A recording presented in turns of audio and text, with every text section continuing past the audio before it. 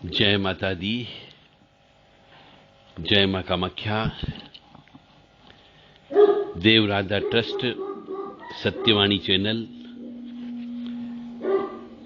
कामाख्ये वरदे देवी नीलपर्तवासिनी तम देवी जगत माता योनि मुद्रे नमस्तुते। कामाख्ये काम संपन्ने कामेश्वरी हर प्रिये कामनाम देहि में नित्यम कामेश्वरी नमस्तुते। कामदे काम रूपस्ते सुभगे सुर सेविते करोमि दर्शन देव्यम सर कामार सिद्धये। ओम महेशानी महामाये चामुंडे मुंडमालिनी आयु आरोग्य ऐश्वर्य देहि में देवी परमेश्वरी। ओम जयंती मंगला काली भद्रकाली कपालिनी दुर्गा क्षमा शिवा धात्री स्वाहा सदा नमस्तुते। ओम सर्वमंगल मांगल्ये शिवे सर्वा साधिके शरण्ये त्र्यंबके गौरी नारायणी नमस्तुते। दुर्गति नाशिनी दुर्गा जय जय काल विनाशिनी काली जय जय। उमा रमा ब्रह्माणी जय जय सीता राधा रुक्मणी जय जय। महालक्ष्मी नमस्तुभ्यं सुरेश्वरी हरि प्रिय नमस्तुभ्यं दयानिधि।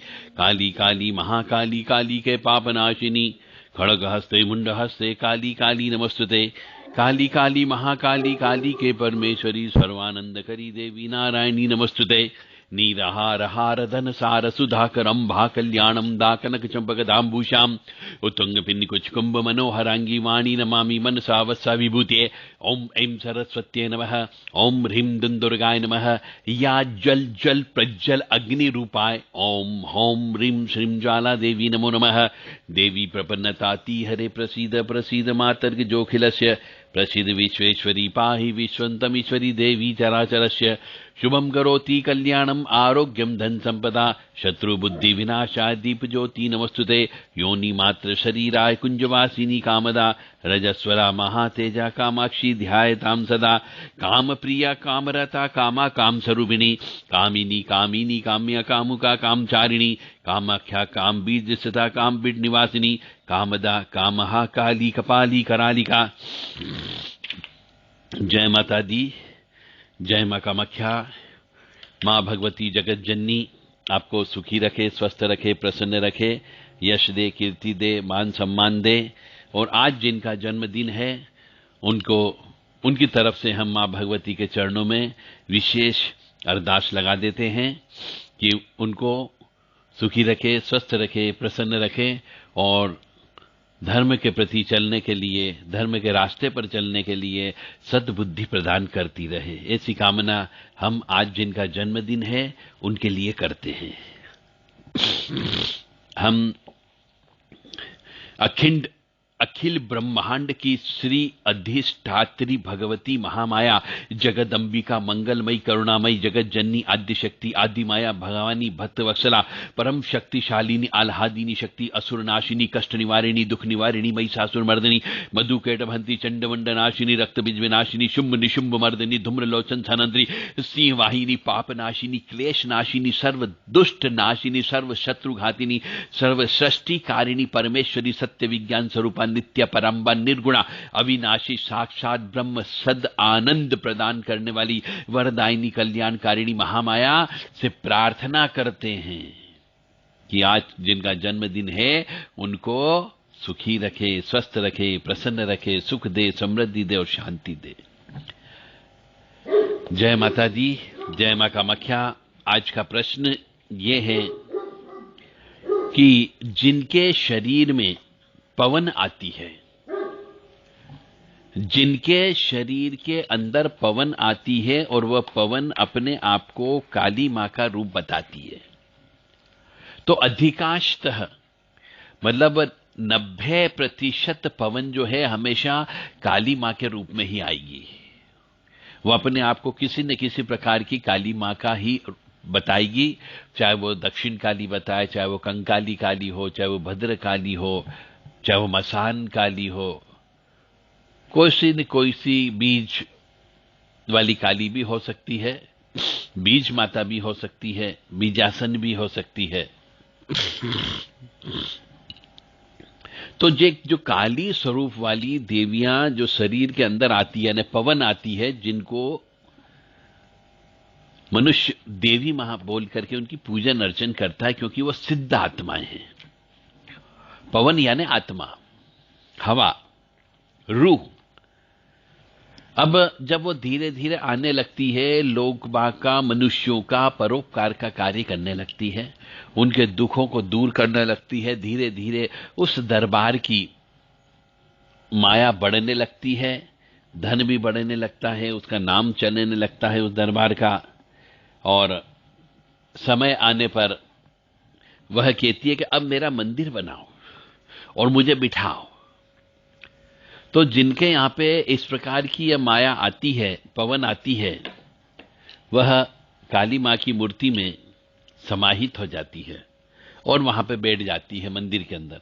और जब मंदिर बन जाता है तो कुछ समय के पश्चात जो भगत होता है उसके मन में पूजा करने का मन नहीं करता है। और जिस घर में यह पवन आती थी, जब मंदिर बन जाता है उसके बाद में घर में सुख समृद्धि शांति नहीं रहती है और धीरे धीरे श्रद्धालुओं का काम होना बंद हो जाता है। तो अब प्रश्न यहां पे ये आता है कि सब ये बैठने के बाद में, मंदिर बनाने के बाद में हम इलाज भी करते थे, अब इलाज करते तो इलाज लगता नहीं है और घर में सुख समृद्धि नहीं है। पहले जितने श्रद्धालु आते थे अब उतने श्रद्धालु नहीं आ रहे हैं और बहुत से के काम भी नहीं बनते हैं। तो इन सब का कारण आज हम आपके सामने खुलासा करने जा रहे हैं। यानी जिनके यहां पर पवन आती हो, किसी भी रूप में आती हो, यदि वो पवन मंदिर बनाने के बाद में बैठ जाती है, मंदिर के अंदर मूर्ति में बैठा देते हैं, यानी आपने एक तरीके से सिद्ध आत्मा, स्त्री की सिद्ध आत्मा कह लीजिए। यदि देवी स्वरूपा है तो वह किसी स्त्री की आत्मा है जिसके पास में उस देवी की, जिस रूप में वो बैठी है, उस देवी की कृपा प्राप्त है। जब वो मंदिर के अंदर बैठ जाती है, पूजन अर्चन करने लग जाती है, पूजा अर्चन आपकी होने लगती है, तो फिर आपको विधि विधान से पूजन करते आना चाहिए। जैसे एक भगवान की हम पूजा करते हैं उस तरीके से।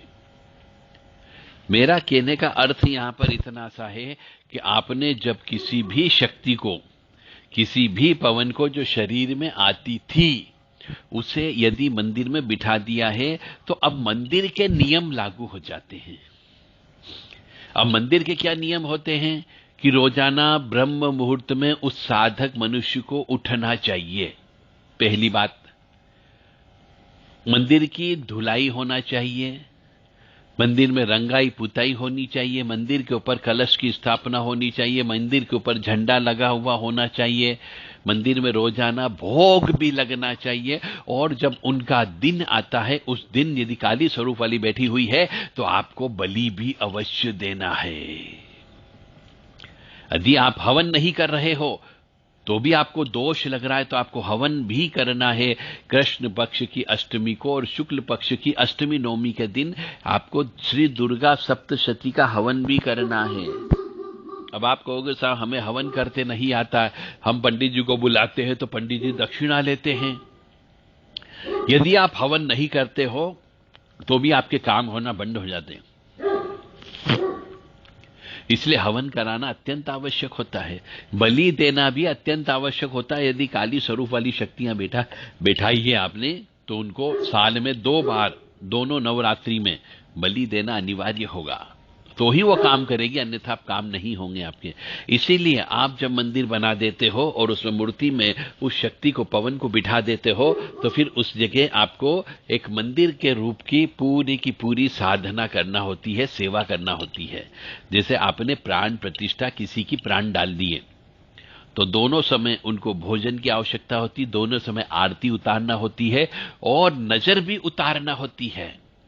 तो जल से भी आरती की जाती है, कपूर से आरती की जाती है, 5 बत्ती का दीपक यानी वो जो होती है आरती करने वाली, उससे आरती करना अनिवार्य होता है दोनों समय पर। और फूल माला रोजाना चढ़ना अनिवार्य होता है, इत्र चढ़ना अनिवार्य होता है। और उसके साथ साथ विशेष विशेष तिथि मुहूर्त पर, यानी जब त्योहार आते हैं हमारे, उन त्योहार के दिन उस मूर्ति की पंचामृत से अभिषेक होना भी आवश्यक होता है, वो भी मंत्रोच्चारण के द्वारा। यदि आप ऐसा नहीं करते हैं तो निश्चित तौर से धीरे धीरे आपके काम होना बंद हो जाते हैं। आपके यहाँ भगत आना, आपके यहाँ बहुत सारे जो शिष्यगण आते हैं एक तरीके से, जो आपको बार बार गुरुजी कहते थे, वही आना बंद हो जाते हैं। और आप गुरुजी तो बन जाते हो, परंतु गुरुजी के पास अब काम करने की शक्ति नहीं होती है।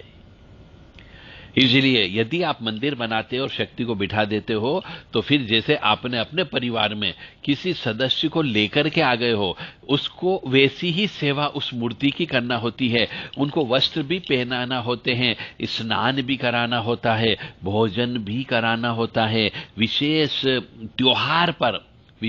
त्योहार पर लाइट की व्यवस्था भी आपको करना होगी, हवन की व्यवस्था आपको करना होगी, उनको बलि की व्यवस्था भी आपको करना होगी यदि काली रूप वाली बिठाई है तो।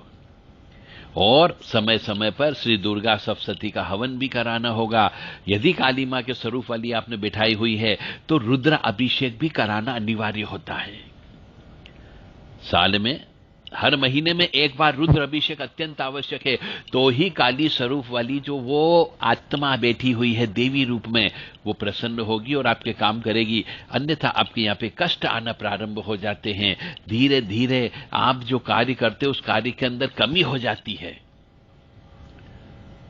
तो आपको 3-4 ये सब चीजें जो मैं आपको बता रहा हूं, ये मान करके चले, यदि आपने प्राण प्रतिष्ठा करवा दी है और मंदिर बनवा दिया है, तो मान करके चले आपने अपने साथ में एक और परिवार के सदस्य को बढ़ा लिया, और उस तरीके से फिर उनकी वैसी ही सेवा करना होती जैसे एक परिवार के सदस्य की करते हैं।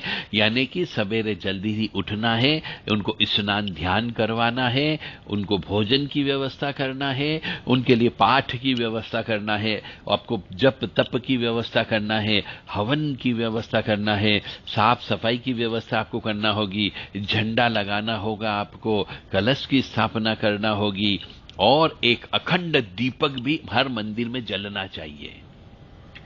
अब इन सब कार्य करने के लिए आपको धन की आवश्यकता होती है, और ये शक्तियां धन नहीं देती है, इस बात का अवश्य ध्यान रखें।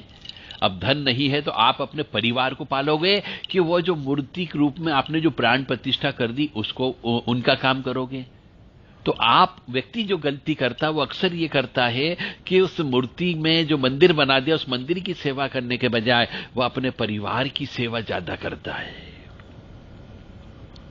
परिवार के लिए सब कुछ व्यवस्था करेगा, परंतु उस मंदिर के लिए कुछ नहीं करता है, उस भगवती के लिए कुछ नहीं करता है, और उस वजह से फिर उसके धीरे धीरे काम होना बंद हो जाते हैं। और फिर जो व्यक्ति जिसके शरीर में पवन आती थी काली मां, आपने यदि उनको बिठा दिया है तो बिठाने के बाद में हर अमावस्या के दिन, चाहे वो सोमवती अमावस्या हो, चाहे वो शनिचरी अमावस्या हो, या कोई भी अमावस्या हो, उस अमावस्या के दिन में किसी पवित्र नदी में स्नान करना अत्यंत आवश्यक होता है। और जब भी नवरात्रि आती है उसके पहले जो अमावस्या आती है, उस अमावस्या के दिन उस भगवती के जो भी अस्त्र शस्त्र आपने रखे हुए हैं, चाहे वो त्रिशूल रखा हो, तलवार रखी हो, बाना रखा हो, खड़ग रखा हो, जो भी रखा हो, वो अस्त्र शस्त्र भी ले जा करके किसी नदी में स्नान करवाना चाहिए। और जो भगत था, जो पंडा पुजारी कह लीजिए, जो भोपा है, गुनिया है, उसको भी उस पवित्र नदी में स्नान करना अनिवार्य होता है। यदि आप ऐसा नहीं कर सकते तो धीरे धीरे आपके यहां पे क्लेश, दुख, अशांति, दरिद्रता आ जाएगी और बीमारियां भी लग जाएगी। तो इन नियमों का पालन अवश्य करें तो आप सुखी रह सकते हो, अन्यथा सुखी नहीं रह सकते हो। इसीलिए आप यदि इलाज करते हो तो मां भगवती से फ्री में इलाज मत करवाइए।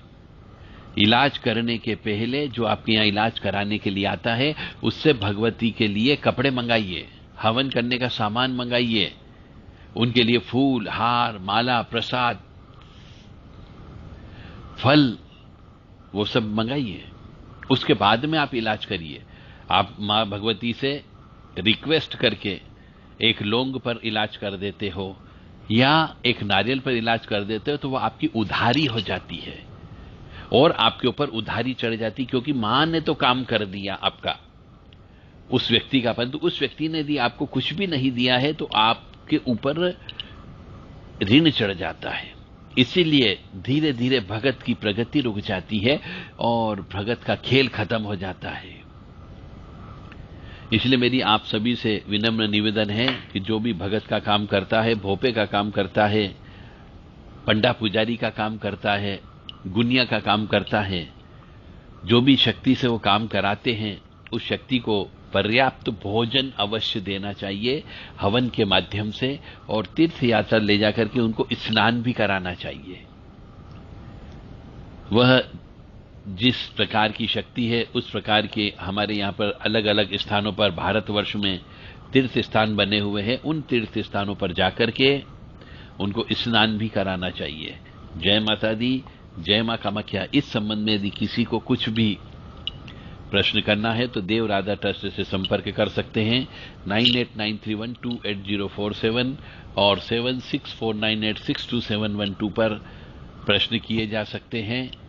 और एक बात और ध्यान रखें कि यदि आप प्रश्न करते हैं तो प्रश्नों का उत्तर तो आपको अवश्य मिलेगा ही मिलेगा, परंतु मैं बार बार आपसे कहता हूं कि जब भी किसी भी गुरु से या किसी भी शिक्षक से या किसी भी बड़े व्यक्ति से हम यदि कोई भी सलाह लेते हैं, किसी वकील से हम सलाह लेते हैं, किसी डॉक्टर से हम सलाह लेते हैं, किसी बड़े बुजुर्ग से सलाह लेते हैं, किसी गुरु से सलाह ली जाती है, तो हमेशा उनको दक्षिणा अवश्य भेंट देना चाहिए। डॉक्टर से सलाह लेने जाते हैं तो उनकी फीस हम प्रदान करते हैं, वकील के पास हम सलाह लेने जाते तो वकील की फीस प्रदान करते हैं। इसी प्रकार से यदि आप किसी ज्योतिषाचार्य से सलाह ले रहे हो तो उसकी फीस अवश्य अदा करें। यदि आप किसी गुरु से कोई सलाह ले रहे हो तो उसे गुरु दक्षिणा अवश्य प्रदान करें। फ्री में कोई भी ज्ञान प्राप्त नहीं करना चाहिए, ऐसा शास्त्र कहता है। गुरु ऋण चढ़ता है और जब गुरु ऋण चढ़ जाता है तो फिर वो भी आपके लिए कष्टदायक साबित होगा। तो मुझे उम्मीद है कि आप ज्ञान प्राप्त करेंगे, ज्ञान लेंगे, परंतु फ्री में ज्ञान नहीं लेना चाहिए। मेरा धर्म था कि आपके ऊपर कोई ऋण न चढ़े। अब आपकी इच्छा है गुरु दक्षिणा देना या नहीं देना, जिससे सलाह लेना है उसको पैसे देना है या नहीं देना है, यह आपके स्वविवेक पर निर्भर करता है। मैंने तो अपना धर्म निभा दिया एक धर्म की खातिर कि आप जो जिनके शरीर में पवन आती है मंदिर बना देते और बैठ जाते हैं, परंतु फिर कष्टों का अंबार चालू हो जाता है, कष्ट आना प्रारंभ हो जाता है, तो उन कारणों को मैंने आपके सामने बता दिया। यदि आपने मंदिर बना दिया है और आपके यहाँ कष्ट आ रहे हैं, फिर भी यदि आपने उपाय करने के बाद भी यदि आपके कष्ट कम नहीं हुए हैं तो आप हमसे संपर्क कर सकते हैं। हम आपके यहाँ पर मंदिर पर, आपने जहां मंदिर में मूर्ति को बिठाया है वहां पे आकर के विधि विधान से हम पूरा हवन पूजन इत्यादि आपके सामने करेंगे और आपको उस प्रकार का ज्ञान देंगे कि जिंदगी में आप फिर उस प्रकार का कार्य हमेशा करते रहें, ताकि आपको और आपके परिवार वालों को कष्ट की उत्पत्ति न हो। मेरा धर्म था आपको बताना, मैंने बता दिया। अब आपकी इच्छा है इसका पालन करना या नहीं करना। जय माता दी, जय मां कामाख्या। हम मां भगवती जगत जननी आद्य शक्ति भवानी और परम पिता परमात्मा से प्रार्थना करते हैं कि वह आपको सद्बुद्धि प्रदान करें और अपनी कमाई का 5% हिस्सा, अपनी कमाई का 5% हिस्सा दान धर्म में लगाने के लिए साहस प्रदान करें। जय माता दी, जय मां कामाख्या। दुर्गति नाशिनी दुर्गा जय जय, काल विनाशिनी काली जय जय, उमा रमा ब्रह्माणी जय जय, सीता राधा रुक्मणी जय जय। दुर्गति नाशिनी दुर्गा जय जय, काल विनाशिनी काली जय जय, उमा रमा ब्रह्माणी जय जय, सीता राधा रुक्मणी जय। दुर्गति नाशिनी दुर्गा जय जय, काल विनाशिनी काली जय जय, उमा रमा ब्रह्माणी जय जय, सीता राधा रुक्मणी जय जय।